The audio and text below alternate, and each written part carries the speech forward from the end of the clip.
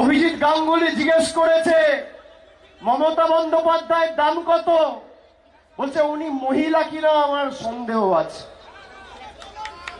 যে মহিলা বাংলার 2,12,00,000 মহিলাকে লক্ষ্মীর ভান্ডার দিচ্ছে, লক্ষ মায়েদের বোনেদের কন্যাশ্রী দিয়েছে, 10 কোটি বাড়িতে বিনামূল্যে রেশন পৌঁছেছে, সে মহিলার কখনো দিলীপ ঘোষ পিতৃ পরিচয় আর কখনো তমলুকের প্রার্থী দাম জিজ্ঞেস করছে।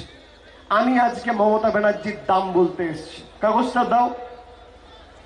মমতা ব্যানার্জির দাম, এই হচ্ছে মমতা ব্যানার্জির দাম, এই হচ্ছে মমতা ব্যানার্জির দাম। মমতা ব্যানার্জির দাম, তুমি চারটিকি ধরে রাজনীতি করো, সে মাথা নিচু করে মমতা ব্যানার্জিকে প্রণাম করে, আর তুমি মমতা ব্যানার্জির দাম জিজ্ঞেস করছো।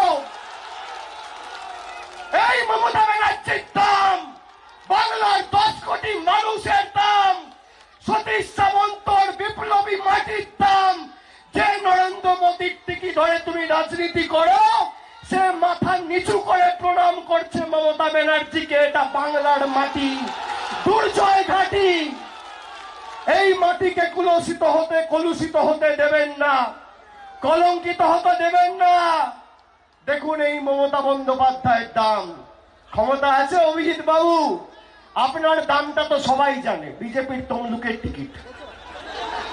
আপনার দামটা তো জনসমক্ষে, আপনি লোকেদের চাকরি খেয়েছেন, যুব সমাজের হাত থেকে কর্মসংস্থানের নিয়োগপত্র টেনে নিয়েছেন বিজেপির কথায়, সিপিএম এর কথায়।